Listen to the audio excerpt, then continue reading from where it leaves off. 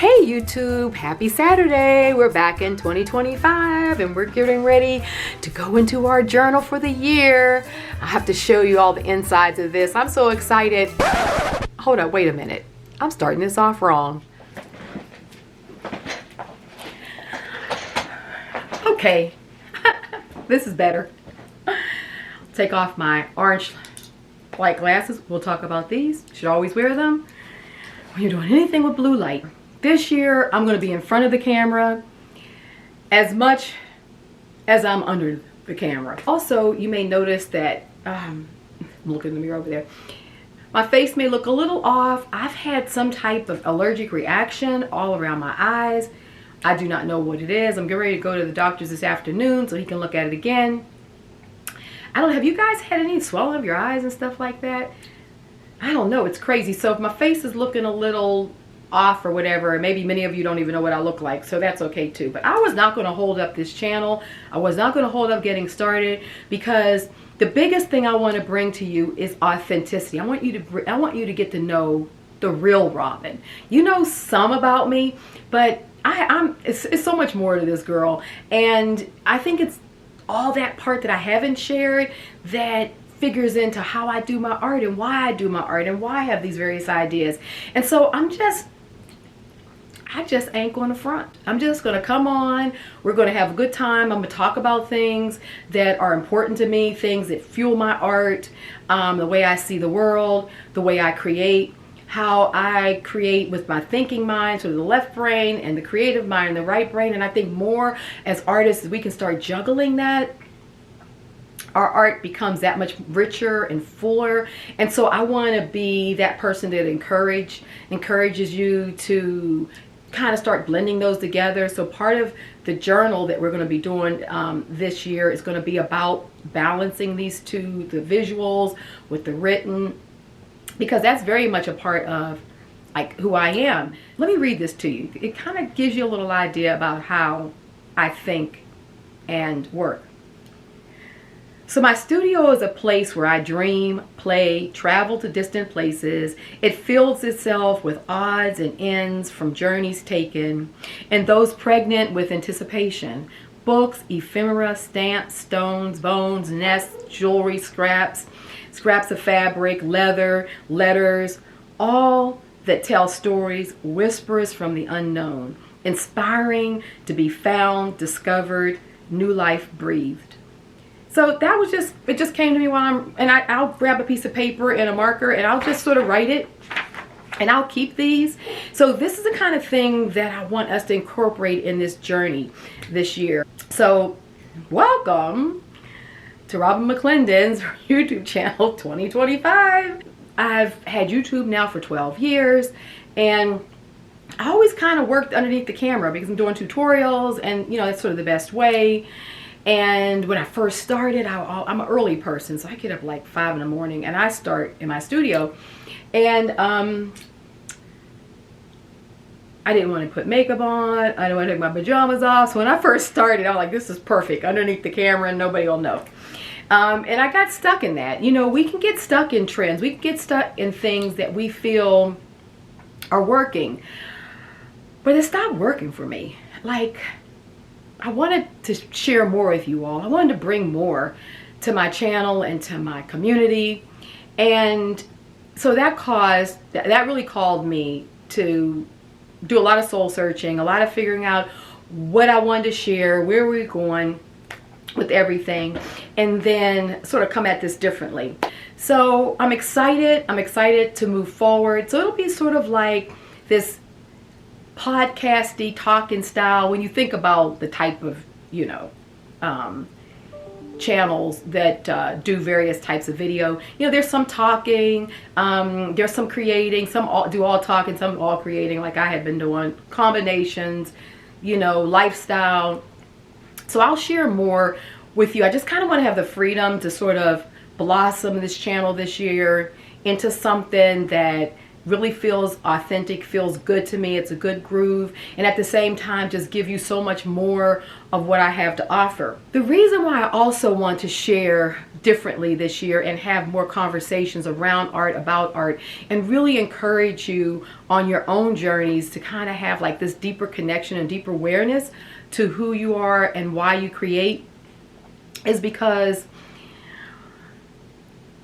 I have been able to create a brand, let's just use the word brand, that not only, you know, I was able to connect with a publisher, share my idea about the gel plate book, printing book, and them decide to sign me on as an author, and we created that book, and I just love the book, and many of you have told me the same.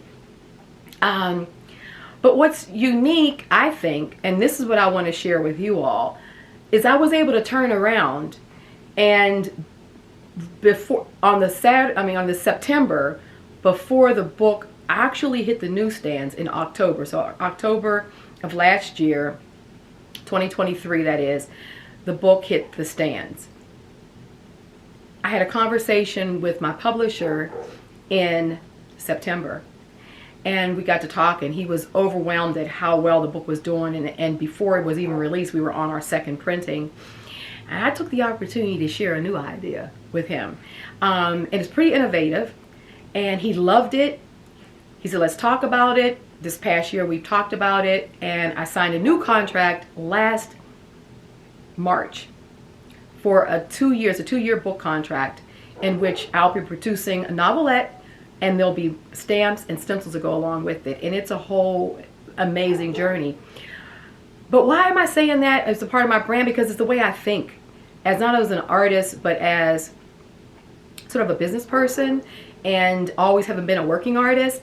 And so I want to share more of that with you. How in this day and age did I get 2 back-to-back deals with my publisher when artists are having a hard time finding publishers to publish their books? So there's a lot to share there, and I want to share that with you all, because there are many of you out there that can do the same thing. You have something to share, you have something to talk about, and I would love to be in that place to encourage you and help you to sort of think more innovatively about how to push yourself forward as an artist. No starving artists. We'll talk about that as well. I'm excited. I have a few notes here. Okay. I get a lot of questions from my community. And this past November, I decided to do a survey. Many of you took that survey, and thank you for participating, because we got a lot of response back, and I really wanted to know some of the, what are the top things you want to know, you want to learn, you want to go deeper into, what you'd like to know about me, what you'd like to know from me. And what's interesting, the top things in this order was collage. It shouldn't surprise me, because folks really struggle with collage, and there's a lot of reasons for that, and we're going to talk about those reasons as we move through our journaling journey. I'll try to take techniques and kind of help you move into collaging in a way that you feel inspired and it really feels good to you. And the part of the reason why collage can be so difficult is because it's just not a visual tool. It really is emotional, and it has a lot to do with the thought process. And the more you can bring these emotions into your thinking and what's important to you and what you want, that really fuels collage. So we're going to deal with collage in our journals. The second thing was bookmaking and journaling. So of course we're going to be doing journaling. We do a lot of bookmaking over on Patreon, and so for those of you who follow me over there, you're already a bit on that. We're going to continue there. I'm going to go into some large scale books there, and then the third thing was spirituality. It was like, Robin, we sense, that there's you got a lot more going on. You're a lot more connected than what you talk about. That could you share more of that with your community? And it was funny because one of the comments around that said, really love to know more about that, but I ain't too crazy about woo-woo. I understand that. My logical left brain doesn't do a lot of woo-woo either, but I could probably seem like woo to a lot of people, but no, we're going to do that. So I thought that was interesting. So all these things will actually find their way into this journey through journaling this year. I'm calling it the Pause Journal. There's a lot of reasons for that. We'll get into that, but it's all about getting those moments between the big activities we're going to do. So let's say you come in from shopping, you put all your, your stuff down, take your coat off, you kind of take a deep breath, you're getting ready to go cook. In between that, you might check your phone. And in that moment where you just say, let me sit down for a second and change gears, we hear that term used. That's a pause. And so I like these practices of where you can find these moments where you pause, reset, and there's various techniques I use, I'll share them with you, that you can begin to develop and start looking at all of these moments in between the things that we do as being very valuable. And when you stop and take those moments with yourself, you'll be surprised by the time you go in your studio and start working, it will fuel so much of your art because you've taken the time to really observe and become aware of that present moment. And that's some good stuff. So those are a number of the things I get asked a lot. And so I really wanted to bring that into YouTube this year. It's going to be across all my platforms, and Patreon will be doing that, and my Teachable. All those of you guys have been following me, all the places you can find me. But here on YouTube, it's just about giving. I just want to, I want to serve you all. I want to serve my community. You guys have been amazing. You've supported me along the way. The book, Gel Plate Printing for Mixed Media Art has just been an amazing success, and it wouldn't have been that success without you all. And so I so appreciate it. For those of you who may have not seen my book, know about my book, the link for it is below. You can go check it out. It's on Amazon. It just came out in the French edition, so for those Francophones, you can find it on Amazon FR. So I'm really excited about that. And the last thing I want to say is that, honestly, I don't want anything from you guys. You guys know, if you want to join me on Patreon, anything you want to know about me will always be below the video. You can come join Patreon. You can come and check out my Teachable courses. You can come to my in-person workshops, and that information will be available across my websites and stuff. But here, I'm not going to come to you and say, hey, sign up for this. Hey, come join me here. So please comment below. Please let me know the things that you'd like me to talk about, the things that maybe you're struggling with, maybe some of your pain points. Let's form community here every Saturday, and let's discuss those things that are important to us as artists, as individuals, as humans becoming. Because that's what we are. We're not really humans being, we're humans becoming. And that's the journey of life. We'll go back to the table, and I'm going to show you the book that I made for 2025. I'll do a flip through so you can see it. And yeah, this book we created over in Patreon, which is where I do all of my books and all that kind of stuff. But any journal you have, anything you already have, you can go to the store and just buy a blank journal. You can wrap some fabric around it, whatever. We don't have to make this difficult because the importance is going to be in the process. So come down to the table, and I'll share this journal with you that I'll be using. Here's the journal that is going to be my Pause journal for 2025. She's all made, and I'm in love with her. So first of all, I think I've shared with you a little bit last year how I'm working with Schiffer, and I'm working on a Schiffer project. It's a whole storyline. It's so cool. I'm so excited by the whole thing. And so this whole journal is really inspired by my writings in this sort of novelette that will have, stamps and stencils and everything that goes along with it. And this fabric right here reminded me of a fabric that has a very significant role in the story. I really wanted to have this sort of this old world, but Bedouin type of feel to it, with silks and these sort of tones and what have you. So I'm going to show you the journal, and then I'll tell you about, let's talk color palette. I think that would be really a good thing to sort of think about, because I think that when we go and design projects, are you always thinking color palette? Are you really thinking about it before you start working? And for me, I think color palette before I begin working.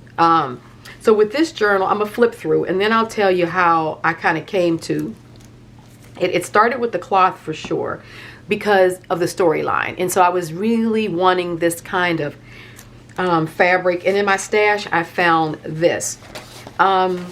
Inside, it's actually some paper that one of my patrons gave to me when she came to my workshop out in Arizona. It's from an old prayer book. It's shoes. It's this whole piece of paper is the size of the book. You can see I spread it across the cover. And she used to always keep it on her table, she said. And then one day she thought, you know what, I'm going to start using it. So she brought me a number of sheets of it. And I just love it. And it really is reflective of the fabrics, the whole storyline. And I'm so involved in the writing of this novelette. I have like about 8 chapters in it. I've written half of them. So I'm like still working and finishing up the storyline. Well, I've got the storyline, but you know, I finished writing and really trying to flush it out. And so all of this is significant to that. But I wanted the pages to be blank. I did put some fabrics in them. I wanted that.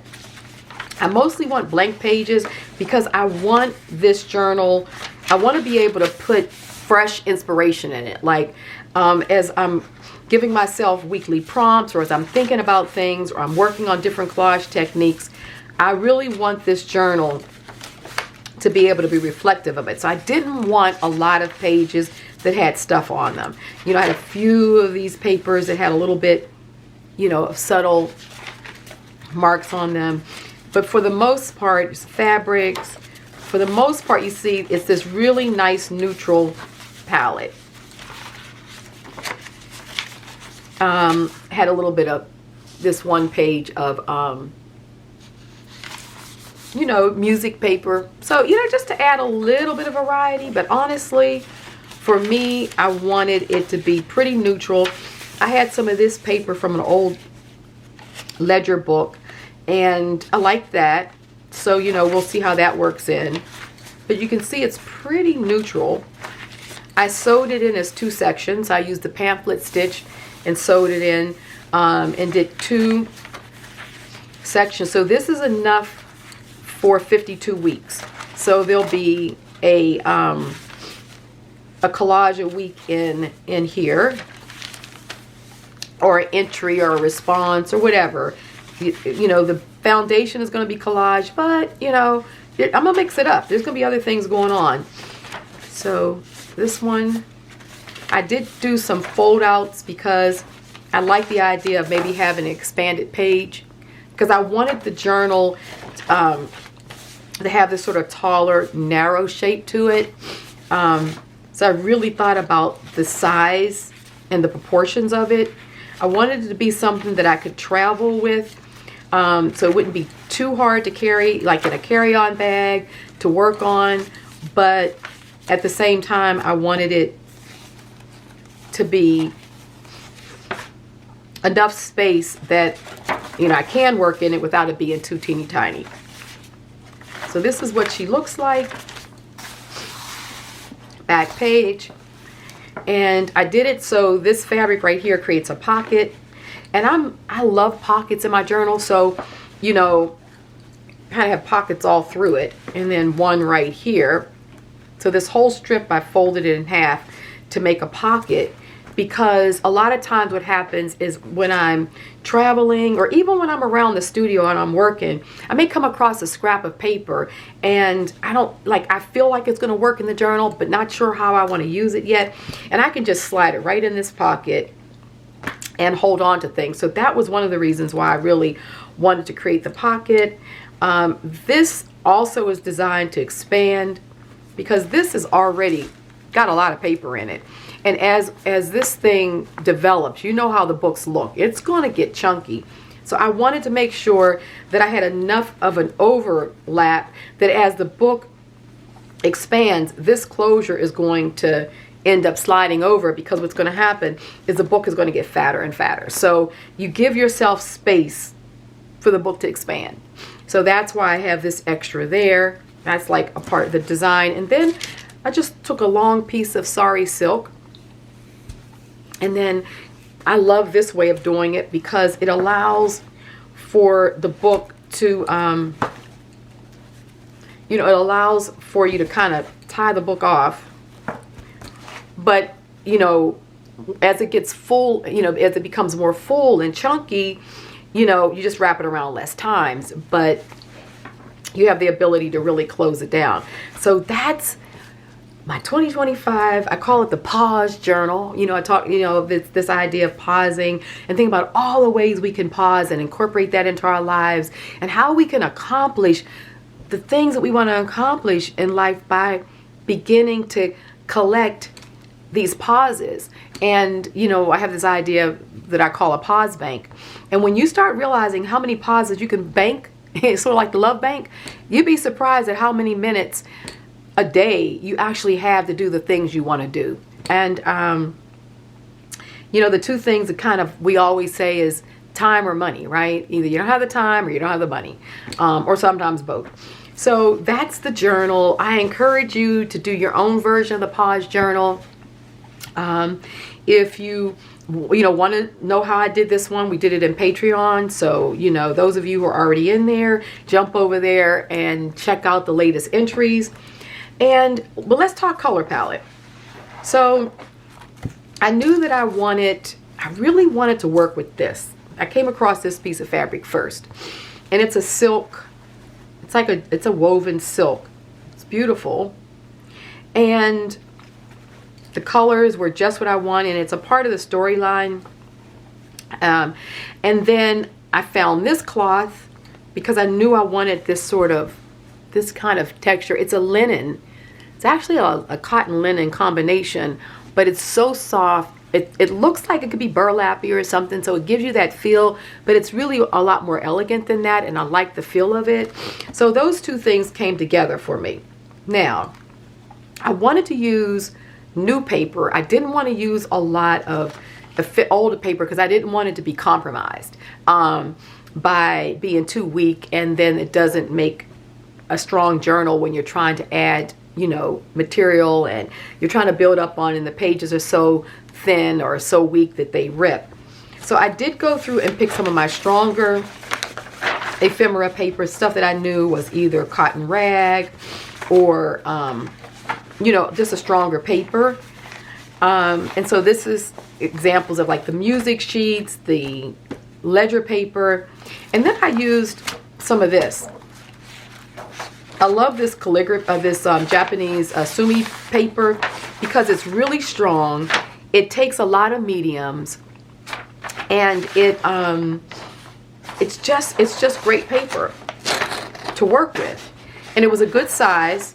Some of my papers I had to cut down, but this was a good size as well. So I decided I wanted to use this paper, just a little bit of ephemera, and these were the main papers that I put in there. Oh, and I did use a mixed media paper, like the Canson from the pads, you know, of paper, and that I used that because I knew that was a good strong mixed media paper. But because this was my original color palette, I didn't want these whites. So what I decided to do is I tea stained. I didn't use coffee. I wanted to use tea because I wanted it to be softer. So I tea stained these papers, and that's where I got these really beautiful warm tones, because here again, think color palette. You may put a color palette together that the white and the bright colors is what you want. It's what you need for your color palette. So think about that as you're working on your book. But I wanted it, I didn't want it this bright white like that. You see the difference?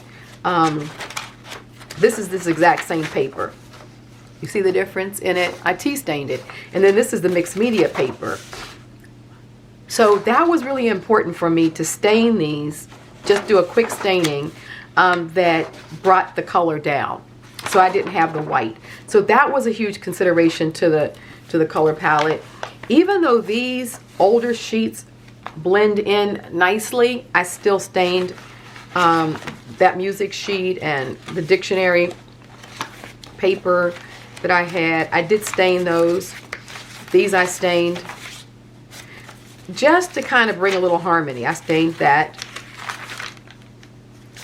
just so that everything was cohesive. That's what I decided to do. Here again, think color palette. So that's what I'm working on. So back to when you're designing your work, when you're creating your art, it's so important to think that way. Now, I wanted to use sari silk, and so let me show you what I had. I get this silk organza. You can find it on Amazon. I'll try to make sure to link it if you want to use it. But you see how it's nice and white, and I like that about it because I can stain it. So using the same tea dye that I used for my papers, I just dropped some of, length of this into the water, and look how much nicer it is in terms of the palette. So everything is working in harmony now because all the stains work together, and look how beautifully this is working. Just really good.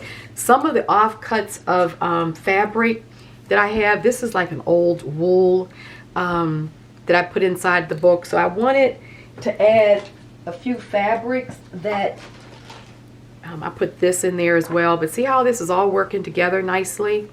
So really lay out, lay out your materials, and just like an interior designer or a mood board or whatever, lay things out and start playing with them. I do that, before I even begin. And then it helps me to determine what I want it to do.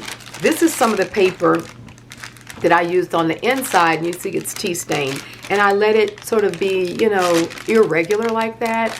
I love that. And that I used on the inside. Before I put this paper down, I covered it with this. So this went down first, and then this went over it. This was the only paper that I didn't stain. This was the original color because it originally is old. All those stains there were already in the paper, and so that being a central part that I wanted to use in this journal, that helped me. I started with that and those two pieces, and then I wanted everything else to blend and work in with it. So as you move forward and getting your journal together, if you decide to make one, or even if you decide to purchase one or grab one that you already have, maybe think in terms of covering it with fabrics or papers or whatever. Begin to think about your palette and how you want your journal to come together. Because if you do, the rest of the year it's going to be a lot easier. And I can do any colors inside. I'm not restricted to just keeping this palette. I know there's going to be times I'll just have Sumi on the page. I know I'll go through a colorful stage when spring comes. So the inside gets to be whatever the inside is going to be. I'm not restricting my color palette there. But in putting the book together and creating this harmonious place for my journey to begin, and even in any designing that I do around books or my art, I start with creating a color palette and, just sort of thinking in terms of the mood board. And, I had this peacock feather. That was a part of the inspiration as well. Because even though I didn't use these colors in the materials that I have, it's something about the feeling of the colors of this feather really just bring out this palette, and it's a mood, right? It's making a statement about what this journal is all about, or what I'm feeling about this journal. So this feather is going to be a part of this journey. Because I have this pocket here, I can also slide it behind this way and just keep it right along for the journey. I'm sure that these colors, these tones are going to influence some things inside of the book. So anyway, I'll stop there because I wanted to just, show you my journal, get you started on yours, give you an idea of what we're going to be doing this year, and sharing, more of what's going on and what causes me to think in terms of creating a pause journal. Yeah, what goes into your thinking, Robin, that got you to thinking this way? So anyway, love you guys. Look forward to seeing what you're doing. And yeah, and please comment below. Let me know, what's going on for you. Let me know what you'd like for me to talk about. That's huge for me, because I'm happy to talk about things that you're thinking about, things that you'd like to, get clarity on, or how, like how I would approach it based on how you may be approaching the same thing. We're community.